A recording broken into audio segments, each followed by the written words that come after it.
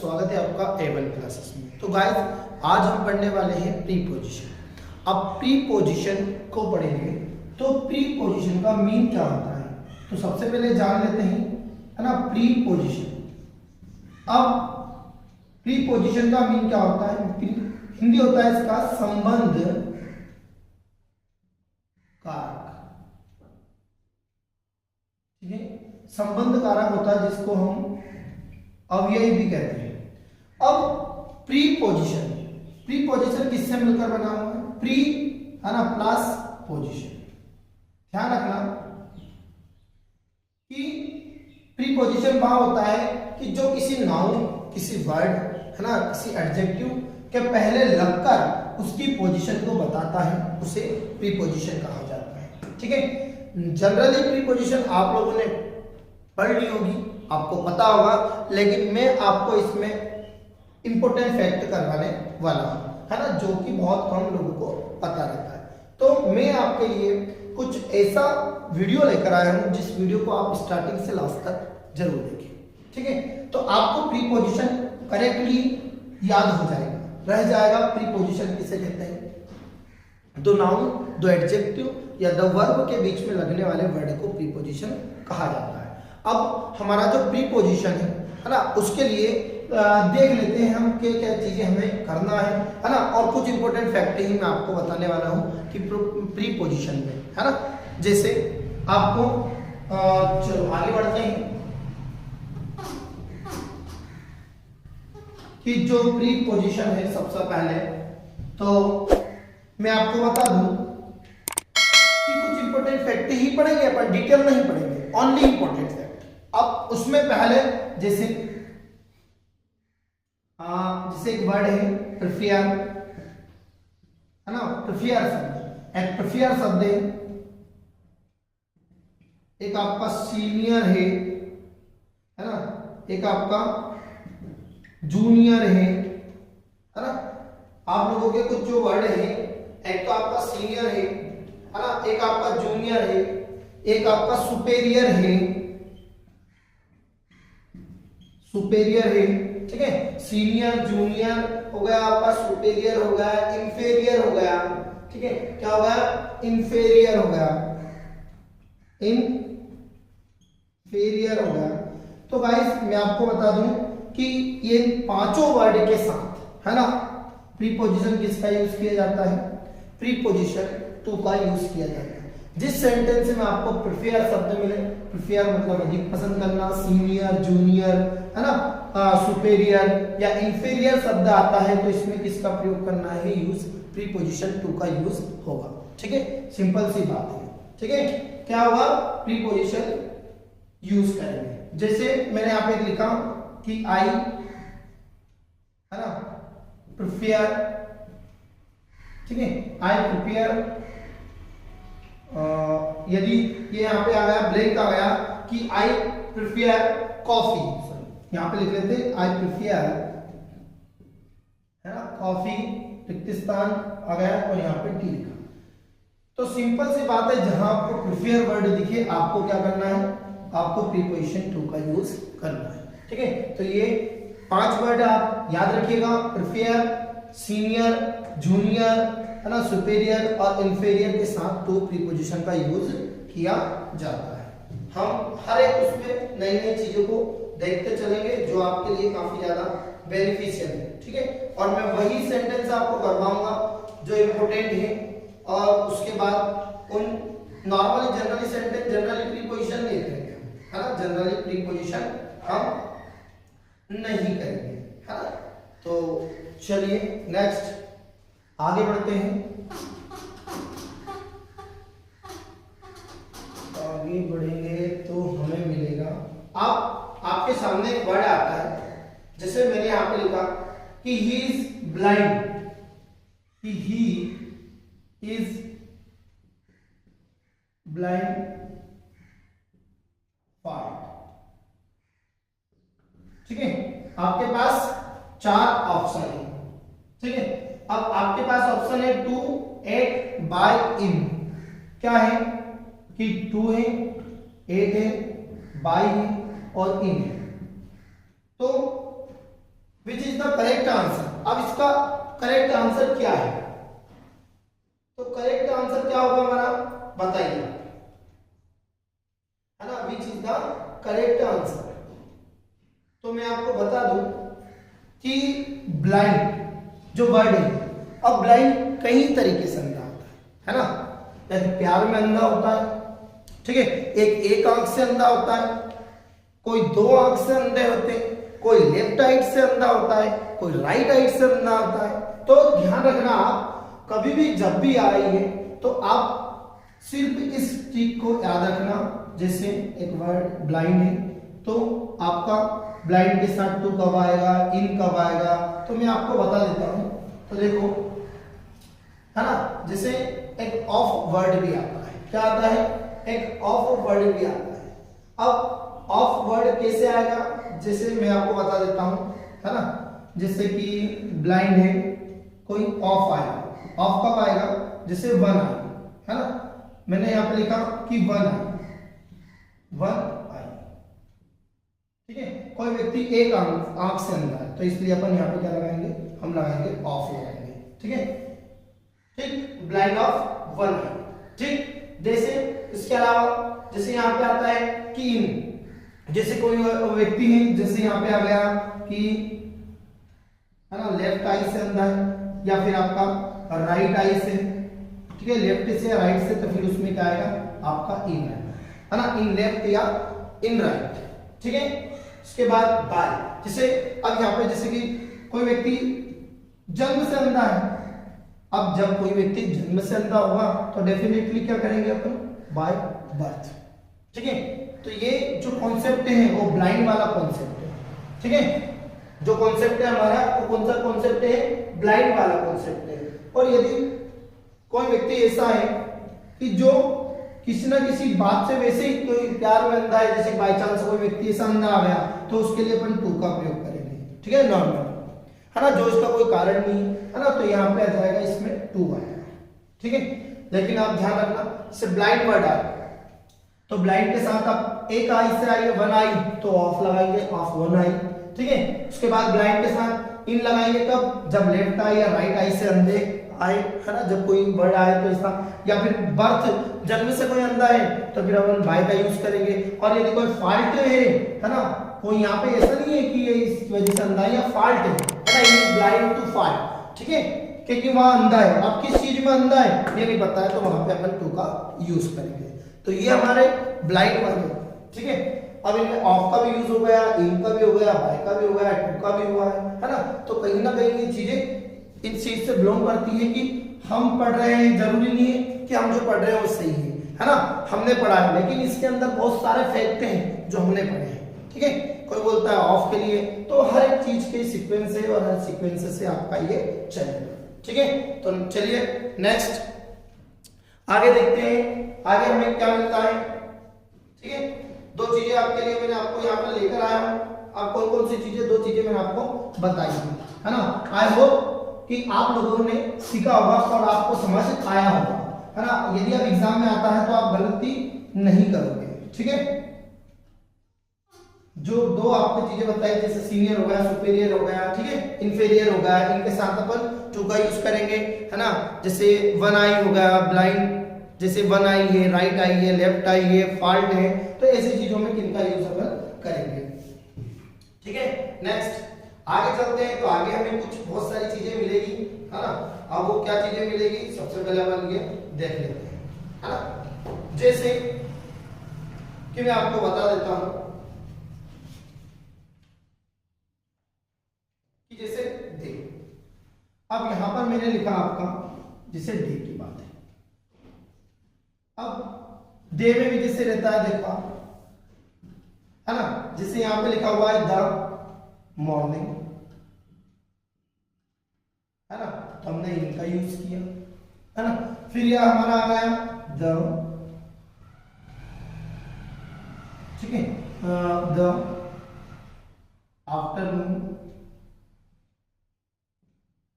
Afternoon, तो आपका यहां पर इन हुआ। फिर आया हमारा द इवनिंग,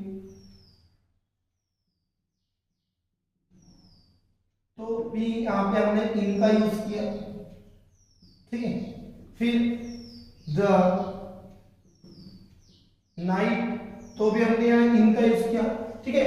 तो पार्ट ऑफ द डे के लिए इनका यूज करेंगे, लेकिन कब, जैसे आएगा the morning, the afternoon, the evening, the last night, और लेकिन बट आप ध्यान रखना, बट कब जैसे आ जाए, आपने देखा होगा एक डाउन शब्द सुना होगा, डाउन, ठीक है, डाउन शब्द नहीं है, डाउन। अब डाउन वर्ड ध्यान रखना आप, जैसे आ गया कि डॉन आ गया है ना, डाउन शब्द आ गया, तो इसके लिए क्या लगा होगा, एट डाउन, है ना। डाउन शब्द मतलब जो भोर का समय होता है, सुबह उषा काल का जो समय का होता है, प्रातः काल के, है ना, लगभग 4:30 या 5:30 का जो समय होता है उसे कहा जाता है डाउन, ठीक है। तो याद रखना, है ना। तो यहाँ पे डाउन का जो समय होगा, अब यहाँ पे उसके साथ अपन एट का यूज करेंगे।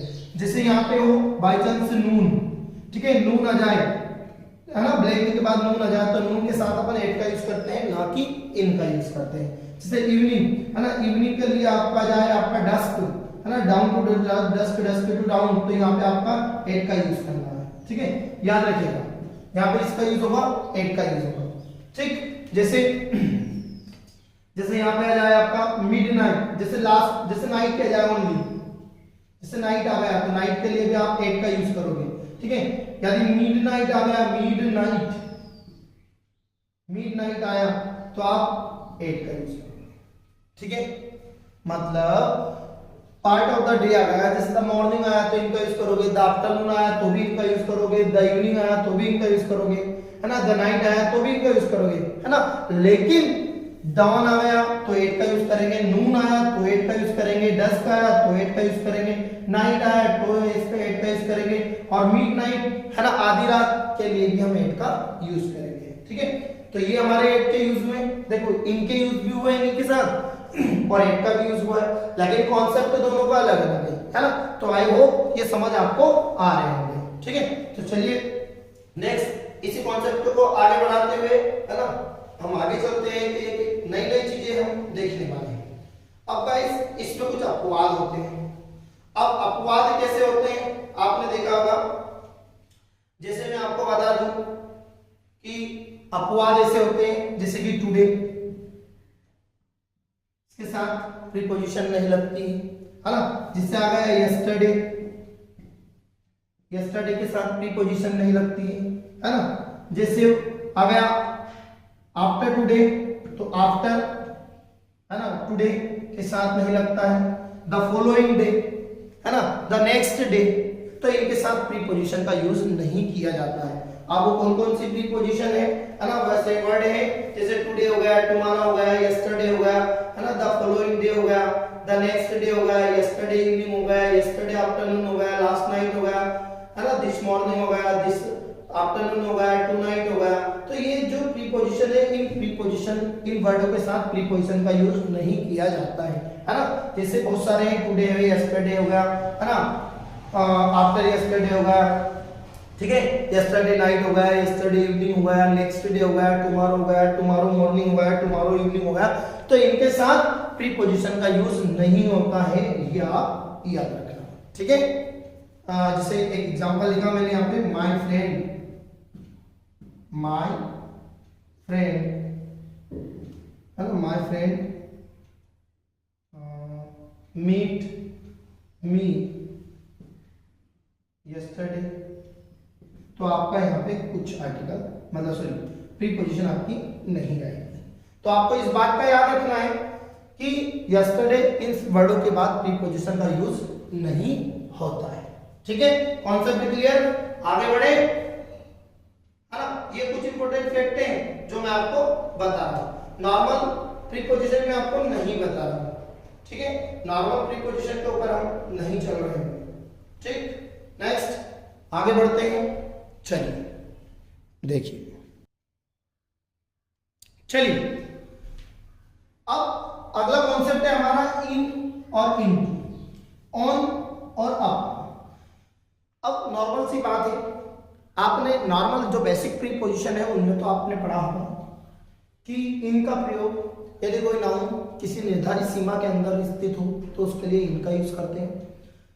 बड़े स्थान के नाम के पहले इनका यूज किया जाता है, ठीक है, और विषय के पहले, सब्जेक्ट के पहले इनका यूज किया जाता है। नॉर्मल सी चीजें हैं, ठीक है, वो आपने देखा होगा, ठीक। और ऑन का यूज आप लोगों ने देखा है कि ऑन का यूज यदि कोई नाउन किसी नाउन के ऊपर स्थित है ना, यदि कोई नाउन किसी दूसरी नाउन के ऊपर टच करते हुए, है ना, जैसे ये पेन है, ये मेरा हाथ के ऊपर, तो ये टच कर रहा है इसको, तो टच करते हुए यदि स्थिति में हो तो अपन ऑन का यूज करते हैं, ठीक है। और इनटू और अपॉन का यूज कैसे करेंगे, तो गाइस इनटू और अपॉन ये दोनों मिक्स प्रीपोजिशन है। कैसी प्रीपोजिशन है ये आपकी मिक्स प्रीपोजिशन है ना, इनको मिक्स प्रीपोजिशन कहा जाता है। तो अब इन दोनों में अंतर क्या है, तो गाइस आपके पास कुछ सेंटेंस लिखे हुए हैं, देखो, the frog is the pond, है ना, जो है ना मेंढक है वो कहाँ है, तालाब में। The frog jump the pond, है ना, फ्रॉग ने जो मेंढक है उसने जंप किया, है ना, तालाब में। तो गाइस अब इसमें क्या आएगा, the cat is the table, है ना, the cat jump the table. तो मैं आपको, है ना, डायग्राम के अकॉर्डिंग बताता हूं। तो गाइस सबसे पहली बात तो मैं आपको बता देता हूं कि जो इन है, एक तो आपका इन है और एक आपका ऑन है, ये दोनों स्टेबिलिटी को बताता है, स्टेबिलिटी, है ना, स्थिरता को बताता है। किसको बताता है ये, है ना, स्थिरता, ठीक है, ये स्थिरता को बताता है, स्टेबिलिटी। और आपका जो इनटू और अप ऑन है, ठीक है, ये किसको बताता है, ये किसी मूवमेंट को बताता है, ठीक है, मोमेंट।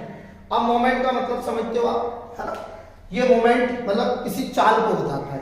अब आप यहाँ पे देखिए कि द फ्रॉग इज, जैसे कि ये मेंढक है, आपकी जो एक मेंढक, जैसे कि एक मेंढक बना देता हूं मैं, ये आपकी एक मेंढक है, और ये जो मेंढक है ये कहां पर है, ये तालाब में।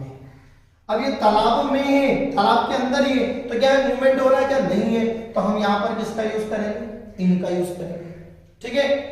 और दूसरे वाले में ये बोला उसने कि द फ्रॉग जंप, है ना, द पॉन्ड, जो फ्रॉग है, ये फ्रॉग जो मेंढक है, ये आपकी मेंढक बाहर बैठी हुई है, ठीक है, ये अंदर नहीं है, ये किनारे पर बैठी हुई है, ठीक है, ये जो आपकी मेंढक है ये किनारे पर बैठी हुई है। अब उसने जंप किया, अब जंप करेगी तो मतलब कूदेगी, उछलेगी। अब जब उसने जो जंप किया तो वो कहाँ किया, पानी के अंदर, तो तालाब के अंदर, तो उसने जंप किया तो मूवमेंट हुआ, और मूवमेंट हुआ तो अपन इनटू का यूज करते हैं, सिंपल सी बात है। जब मूवमेंट ना हो वहां इन का यूज करेंगे, और जब मूवमेंट हो वहां अपॉन का यूज करेंगे, सिंपल सी बात है। और इनटू का यूज करेंगे तो यहाँ इनटू का, जैसे द केट, अब जो है ना, अब जैसे कि बिल्ली है, ठीक है, अब ये बिल्ली है, ठीक है, अब ये बिल्ली है ना, ऑन द टेबल, अब ये बिल्ली टेबल पर बैठी हुई है, देखो, तो टेबल के ऊपर है, टेबल इसको टच कर रही है, ठीक है, ये टेबल को टच कर रही है, तो अब यहाँ पर किसका यूज हो जाएगा, आपका यहाँ पर हो जाएगा ऑन का, कि the cat is on the table, है ना, जो केट है टेबल के ऊपर है। फिर आपने जैसे कि यहाँ बिल्ली यहाँ पर बैठी हुई है, देखो, ठीक है, अब ये बिल्ली यहाँ पर बैठी हुई है, ये, ठीक, अब ये जो बिल्ली यहाँ पे बैठी हुई है, बिल्ली ने फिर क्या किया, जंप किया टेबल के ऊपर। जब जंप करेगी तो आपका मूवमेंट होगा, और जब आपका मूवमेंट होगा तो अब आपको यहाँ पे किसका यूज करना पड़ेगा, अपॉन का। तो सिंपल सी बात है गाइस, इन और ऑन का प्रयोग स्टेबिलिटी को बताने के लिए, है ना, मतलब स्थिरता को बताने के लिए, और मोमेंट के लिए आप इनटू और अपॉन का यूज किया जाता है। तो आई होप ये आपको समझ आया और आपको समझ आ रहा है ना, कुछ ये इंपॉर्टेंट फैक्ट जो मैं आपके लिए लेकर आया हूं और जो हम कर रहे हैं, ठीक है। तो सिंपल सी बात है, ये आपको आ रहे हैं, है ना। तो इनका प्रयोग और ऑन का यूज कहां करेंगे हम, स्टेबिलिटी को बताने के लिए, ठीक है। और यदि मोमेंट को बताएंगे तो फिर आप अपॉन और इनटू का यूज हमें करना पड़ेगा, ठीक है। नेक्स्ट, अब इसमें कुछ चीजें ऐसी होती है, जैसे कि मैंने यहाँ पे एक और एग्जांपल में आपको बता देता हूं, द टाइगर जंप्ड, है ना, जैसे द टाइगर जंप्ड, है ना, डियर।